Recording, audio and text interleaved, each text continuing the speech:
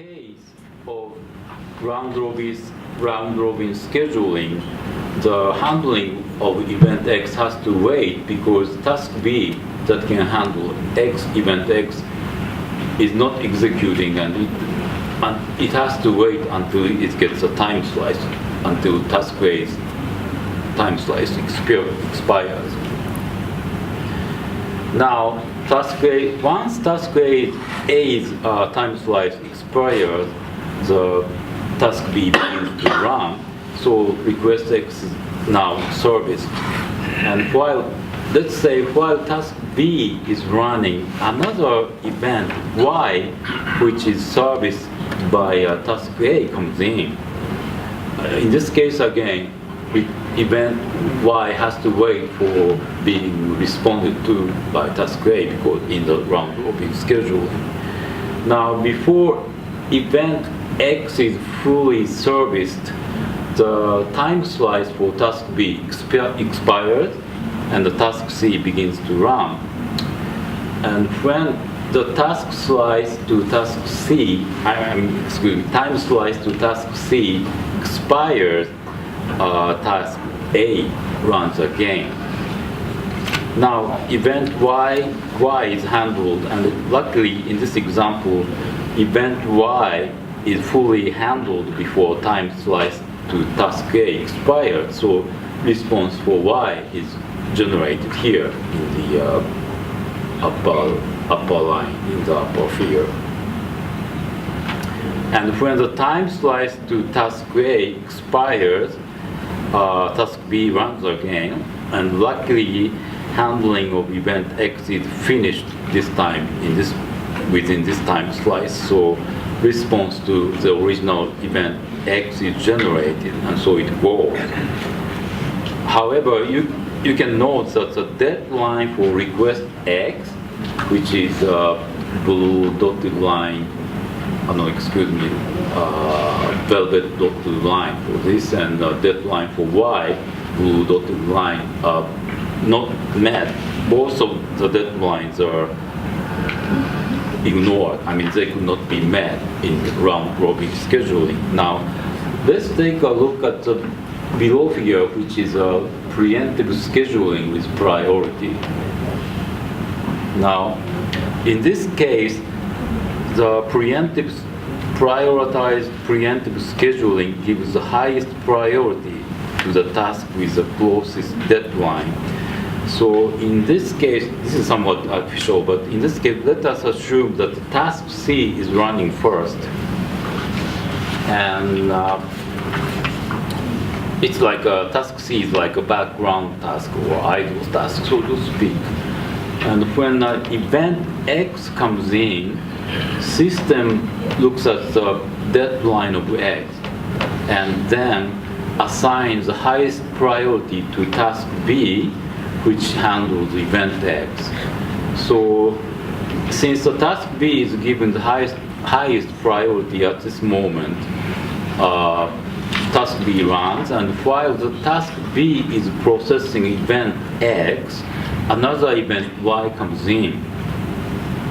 And the system checks the deadline of Y and finds that the deadline of Y, the blue dotted line, comes earlier than that of event X, which is a dotted velvet line here.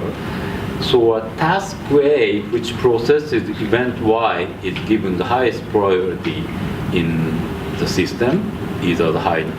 So task A begins to run until it completes processing event Y. And when the task A finishes, the task B becomes the highest priority ready to run task and begins to run until it finishes the processing of event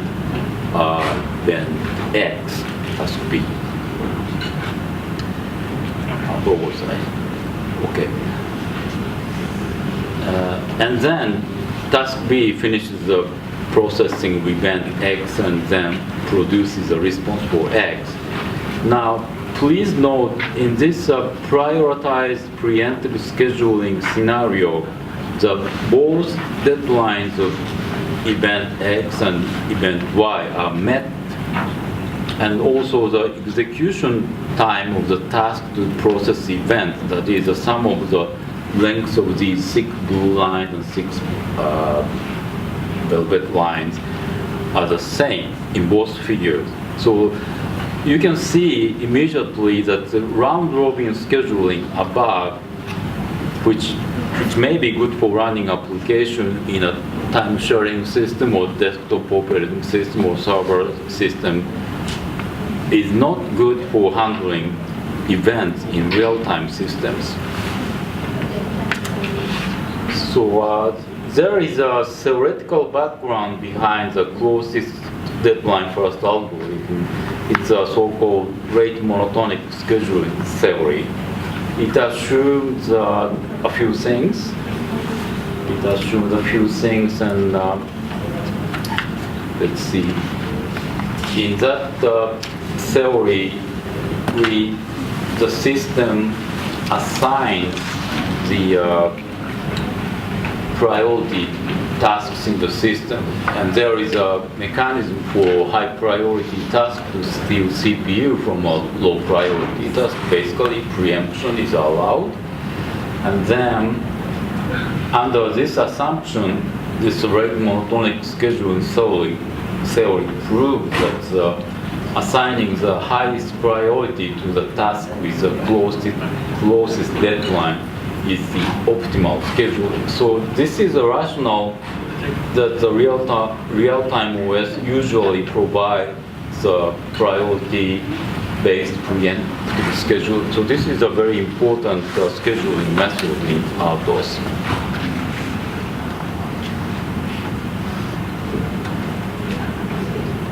Okay. Let's see. Okay, so let's take a break now so that, how many minutes? 50? 1-5. Okay, let's take a break for 15 minutes and we'll see what we can do with this missing handout thing for part 2. So we'll start at 4-5? 4-5, yeah. So I'll be around, so if you have some questions, please drop by.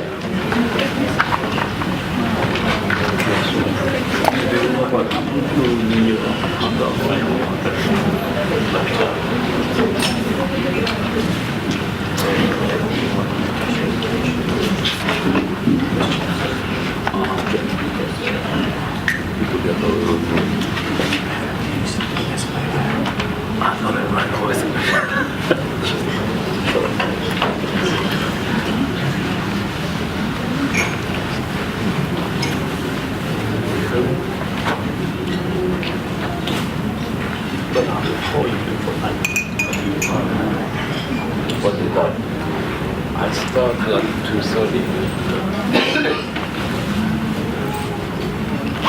4.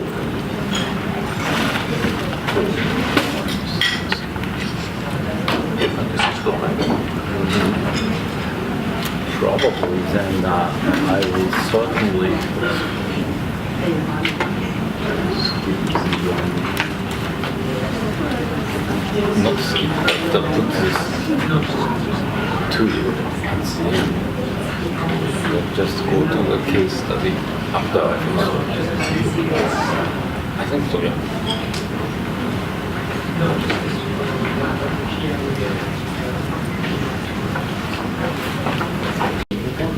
Diagram of the multi-function printer copier machine. There are 4 tasks: copy processing, print processing, exception handling, and fax processing. So embedded real-time OS needs to handle multitask operation. Here, a task can be defined as an independent processing and unit of programs that operate in parallel. So each task handles an event. In this multifunction, here fax reception is handled by fax processing task. Print data, this is printing, data printing. Print processing is handled by print processing task, and copy button being pressed is handled by copy processing task, paper jam detection is handled by exception handling task. So basically, two or more independent tasks are executed at the same time on one computer, so that's basically multitask operation. So, oh, by the way, on a single CPU, single core CPU computer, the multi-parallel multitask operation is actually an illusion. Time slices to use CPU are allocated to two more tasks in a serial manner, so that actually tasks runs, don't run parallel in parallel, but they actually run sequentially on a single core CPU. But of course, today we have multiple CPUs where different tasks run in different CPU cores, and there are multiple versions of RTOS. For example, T-kernel also comes in a version, multiple versions of T-kernel, but I skip the details of that. Well, round-robin scheduling is so important, so it appears in so many slides. But here, I just would like to explain that one nice feature about round-robin scheduling is that it's quite simple to implement, and the implementation is also very easy. And in the figure, it's in the red ink. Starvation of a task does not happen. Starvation means a task never gets the CPU time slice, so that it never runs. In round-robin scheduling, starvation does not happen. Each task will be given CPU time in a finite way always. So this is a very important feature for an operating system, and the round-robin scheduling somehow assures this. Okay, this is another notion. I did not mention this. This first come first serve scheduling to simplify presentation. This first come first serve scheduling may be good for so-called batch processing for a computer center, but this is not definitely good for real-time systems. Task A, task B, task C start in this order, and how do you call it? And let's say the event to trigger task B and the event to trigger task C start in the symbol on the horizontal line. In a batch processing, first come, first serve scheduling, while the task A runs, the event task B and task C cannot be started, so it's not quite good for real-time scheduling, as you can see.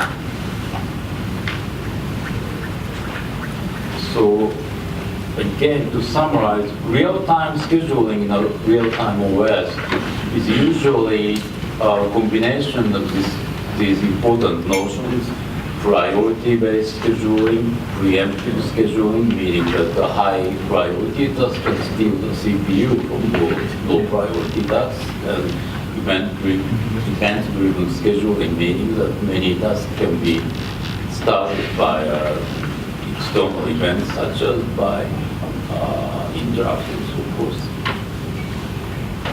So again, this is the same figure, but this is so important in terms of real-time operating system scheduling, so I have to show it again. Well, the point is that when there are deadlines to be met, the dotted line, blue dotted line, and purple dotted line, round-robin scheduling cannot meet the deadline, while the prior preemptive scheduling with priority can meet the deadline. That's very important for real-time OS. Now, the feature I mentioned is the inter-task synchronization is necessary for multitask operation. And I believe you are familiar with some synchronization primitives, like message passing or mailbox and blah blah blah. But I will explain some of these basic primitive notions. Now, why synchronization is necessary for tasks is that there are some intrinsic relation among the tasks that need to cooperate together. For example, the first relation is that the dependence of work done by each task, namely the work of B does not start until the work of A ends. So here, let's say A is a student, B is a teacher. So the teacher can start grading a student's report only after it is submitted by the student. So in this case, student has to submit the report first. Only after that, the teacher can grade that due to the dependence of one task to the output of another task. And another relation you have to think about is that the same tool is shared. A and B perform work using the same tool in real work. For example, there is only one saw for two carpenters, so only one carpenter can use that. So these kind of relations among the tasks have to be maintained by the real-time OS too. So that's why synchronization